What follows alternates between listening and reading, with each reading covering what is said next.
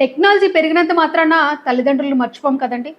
అలాగే ఫ్యాషన్ పెరిగినంత మాత్రాన వ్రతాలను, వరుసలను మర్చిపోతే ఎట్లాగా? ఇప్పుడు నేను మాట్లాడే విషయము చాలా మందికి నచ్చదు. చాలా మందికి కాదు.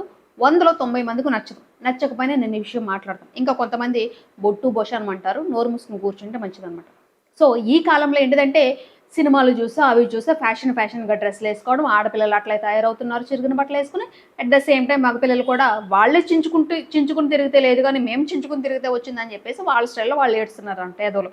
చిన్నప్పుడు అలాంటి బట్టలు మేము అడుక్కునే వాళ్ళేంటిదంటే, అలా చిరిగిపోయిన బట్టలు యేసుకునేవాళ్ళనమాట. అంటే మంచి బట్టలు లేకపోవడం వల్ల అలాంటి బట్టలు చిరిగినవి వేసుకొని తిరిగేవాళ్ళు. ఇప్పుడు అదే ఫ్యాషన్ అని చెప్పేసి ఏడుస్తున్నారనమాట. పూర్తి బట్టకేమో డబ్బులు తక్కువవుతున్నాయి. ఈ చిరిగిన బట్టలు కొనుక్కోవడానికేమో డబ్బులెక్కువవుతున్నాయి. అదేమో యతిమతమో అర్థం కావట్లేదు నాకు. ఇకపోతే ఈ యతిమతాన్ని ఓకే. ఈ యతిమతాన్ని దేవతలు కూడా ఆపాదించేస్తున్నారంటే, వాళ్ళు ఏ చెప్పుతో కొట్టాలండి? ఆ! ఏ చెప్పుతో కొట్టాలి అని అంటున్నా. రీసెంట్‌గానే మనకి వరలక్ష్మి వ్రతం అయింది కదండీ! నేను ఈరోజు మాట్లాడేది వరలక్ష్మి వ్రతం గురించే మాట్లాడతాను. ఎందుకంటే అవి చూస్తే చాలా బాధ అనిపించింది. నిజంగా అవి పెట్టిన వాళ్ళు ఎవరో కనిపిస్తే మాత్రము చెంపలు చెళ్ళు అంటాయన్నమాట. రీసౌండ్ వస్తది చెంపలు. ఓకే. వరలక్ష్మి వ్రతానికి ఏంటిదంటే మనం ఆ ప్రతిమను తయారు చేస్తాం కదండీ! చిన్నప్పుడు నాకు తెలిసినంత వరకు ఏంటిదంటే పసుపు ముద్దను చేసి గౌరీ మాతలకు పసుపు ముద్దను చేసి దానికి కుంకుమ పెట్టి దానికి మాత్రమే పూజలు చేసేవారనమాట. ఈ మధ్య కాలంలో ఏంటంటే విగ్రహాలు వచ్చేసినాయి. విగ్రహాల తర్వాత అవన్నీ అయిపోయినాయి. ఓకే. ఆ విగ్రహాలనైనా కొంచెం అందంగా పెట్టుకొని చేసుకుంటున్నారులే. కలశాలు పెట్టుకొని చేసుకుంటున్నారులే అని అనుకుంటే ఏంటిదంటే దేవతలకు కూడా జీన్స్, టీ షర్ట్ ఏసేస్తున్నారేంటి?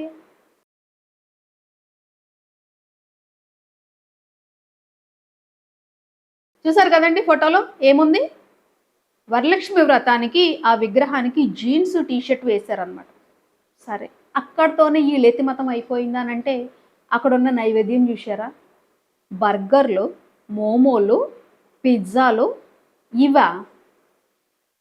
అసలు మీకు బుద్ధుండి చేస్తున్నారా? బుద్ధి లేక చేస్తున్నారా? ఇప్పుడు కొంతమందొచ్చేస్తారు నువ్వు బొట్టు పెట్టుకొని పళ్ళు రాలిపోతాయి మళ్ళీ ఎదవల్లారా. అక్కడ ఒక దేవికి అంత అవమానం జరిగిందిరా అనంటే అది మనకు పట్టదు. అది మనకు పట్టదు. బుర్రకు పట్టదు మనకి. పక్కనలో రాష్ట్రంలో ఓనం ఓడు ఏదో చేసుకుంటే అది కావాలి మనకి. ఈ పక్కన ఎవడన్నా క్రిస్టియన్‌లో గనుక ఎవడన్నా కేరళలో ఏదో ఒక ర్యాలీ లాగా తీశారనమాట. సో, అక్కడ కూడా భారతీయ సంప్రదాయాలు యేసుకున్నారు. బొట్టు పెట్టుకున్నారు, గాజులు పెట్టుకున్నారు. ముందు మనది ఏడ్చుకుందాం మనము. ముందు మనం జిడ్డుని తుడుచుకుందామనమాట. సో, ఇక్కడ ఏదైతే వరలక్ష్మి వ్రతం జరిగిందో అక్కడ అమ్మవారికి జీన్స్ అండ్ టీ షర్ట్ వేయడమే కాకుండా మోమోస్ అంట, బర్గర్‌లంట ఇంకా కొన్ని చూసారు కదండీ! ఒళ్ళు బద్ధకం అనమాట. ఏంటి? వండడానికి. ఇప్పుడు తిరుపతి అనగానే మనకి ఏం గుర్తొస్తుందండి? లడ్డు గుర్తొస్తుంది. వెంకటేశ్వర స్వామి లడ్డు. అలాగే వైజాగ్ సైడ్ అన్నవరం వెళ్తే గనక మనకి ఆ ఆకులో ప్రసాదం వేసి ఇస్తారండి. అసలు ఆకును కూడా నాకిస్తారనమాట. ప్రసాదాలంటే అవి. ఓకే. మీకు అంత ఒళ్ళు బద్ధకమైతే అసలు వరలక్ష్మి వ్రతమే చేసుకోవద్దు మీరు. వెళ్లి గుళ్ళోకెళ్ళి దండం పెట్టుకొని సావండి. ఓకే. మీ యతి మతాలకేంటిదంటే ఎంటైర్ వ్రతానికి మీరు ఇలాగ అవమానం వచ్చేలాగా చేస్తారేంటి? బుద్ధి బుర్ర లేదు. జీన్స్ ఏస్తారా మీరు? చెప్పిందా నీకు దేవతొచ్చి చెప్పిందా? జీన్స్ వేసుకుంటానని నాకు జీన్స్ ఏం చెప్పిందా? ఇంత పులిహోర చేసి పెట్టడానికి మాయరోగమా మీకు నైవేద్యం కింద? ఇంత పాయసం చేసి పెట్టడానికి ఏమన్నా పోయే కాలమా మీకు? పిజ్జాలు, బర్గర్‌లు ఎడతారా? అంటే తర్వాత ఏంటిదంటే అవి ఎలాగో దేవత తినలేదు కాబట్టి అవి తీసుకొని మీ కడుపులో ఏసేసుకోవాలనమాట. అదేదో డైరెక్ట్‌గా ఏసుకొని సావచ్చుగా మీరు. అవి మళ్ళీ దేవుళ్ళకి పెట్టడం ఎందుకు? బుద్ధుండదా? ఇలాగే పెంచారా? అంటే ఇప్పుడేమంటారంటే కొంతమంది వేరే మతాల వాళ్ళు ఒరేయ్ పనికిమాలిన ఎదవల్లారా అది మనోళ్ళు చేసేదే అది. ముందు మనోళ్ళు కడుక్కుందాం మనము. ఆ తర్వాత పక్కోడికెళ్దాము. సిగ్గు, చీము నెత్తురు అనేవి లేవా మీకు? మనుషులు కాదా? దున్నపోతులా మీరు? ఇక కొంతమంది ఏంటిదంటే నాకు తెలిసి వరలక్ష్మి వ్రతం ఎవరు చేసుకుంటారంటే పెళ్ళైన వాళ్ళు అగ్నిసాక్షిగా తాళి కట్టిన భార్య భర్త కూర్చొని చేసుకుంటారు.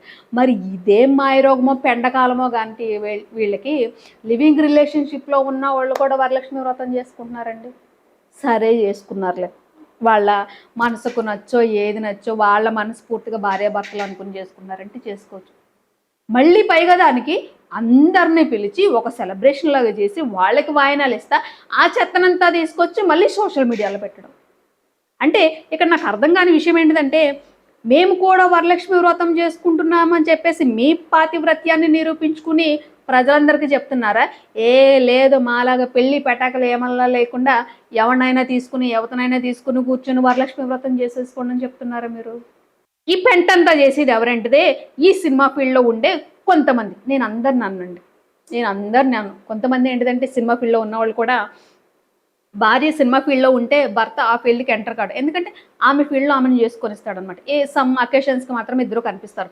ఈవెన్ భర్త ఇదే ఫీల్డ్లో ఉంటే భార్య దీనికి టచ్ ఉండదు, ఆమె కూడా ఏదో అకేషన్స్లో వస్తారనమాట.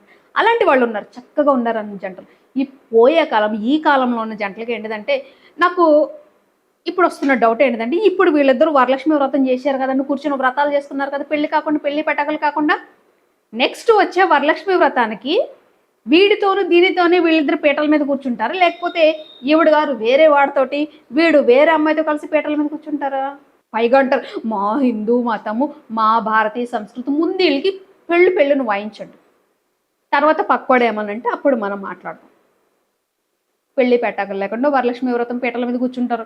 పైగా 10 మందిని పిలిచి వాయనాలు ఇస్తారు. పైగా వచ్చిన 10 మంది కూడా వీళ్ళేదో ఆదర్శ దంపతుల్లాగా వాళ్ళని హైప్ చేస్తారు. దరిద్రం రా బాబు మీరు, దరిద్రం తెలుసా, పెంట దరిద్రం అనమాట. మళ్ళీ అదే దేవీ దేవతల ముందు కూర్చుని రీల్స్ చేసుకుంటారు. పైగా వీళ్ళు చెప్తారనమాట ఏంటి, ఇలాగో ఆచరించాలి. బుద్ధి బుర్ర ఉండదా మీకు? ఉండదా? ఉండకపోతే చచ్చిపోండి, అంతే సింపుల్, చచ్చిపోండి.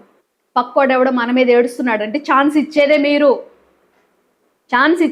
మీరు ఛాన్స్ ఇవ్వకుండా ఉండండి, వాడు మాట్లాడతాడు మీతోటి. మీరు ఛాన్స్ ఇవ్వకుండా ఉండండి, మీ వాడి మతంలోకి వెళ్తారు వాళ్ళు. అన్నీ మనమే చేసి, అన్ని పెంట మనమే చేసేసి మళ్ళీ ఆ పెంట వాడుద్దే తీసుకొచ్చి వేసాడని చెప్పేసి అంటారు. మారండి రా బాబా. ఎస్పెషల్లీ ఈ వ్రతాలు చేసుకునేటోళ్ళు పెద్దవాళ్ళు అయినా ఉంటారు కదమ్మ, సినిమా ఇండస్ట్రీలో కానివ్వండి, లేకపోతే ఈ పెద్ద పెద్ద ప్రవచనాలు చెప్పేవాళ్ళు కూడా ఉంటారు కదా, మీరన్నా చెప్పండి అయ్యా వీళ్ళకి, అరే వరలక్ష్మి వ్రతం అంటే వీళ్ళు మాత్రమే చేసుకోవాలి, ఇలాగ చేసుకోవాలని చెప్పేసి మీరన్నా గడ్డి పెట్టండి కొంచెము.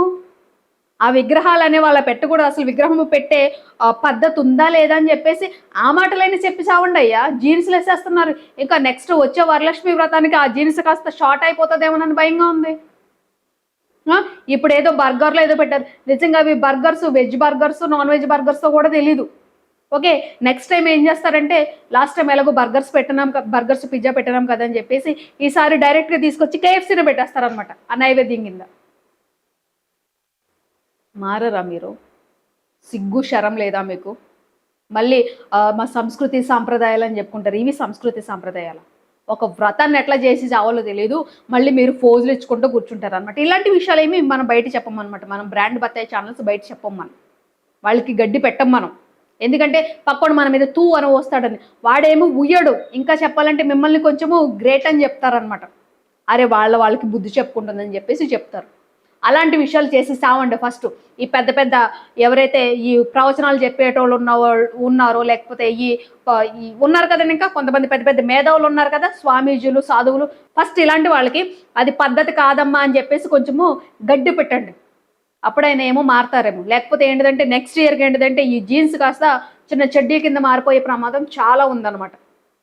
మనం మంచిగా బతికి మన సంస్కృతిని కాపాడుకుంటే అప్పుడు పక్క వాడొచ్చి మనల్ని ఆడే ఛాన్స్ ఉండదు. ఇది గమనించుకుంటే మంచిది అందరూ. జై హింద్, జై భారత్.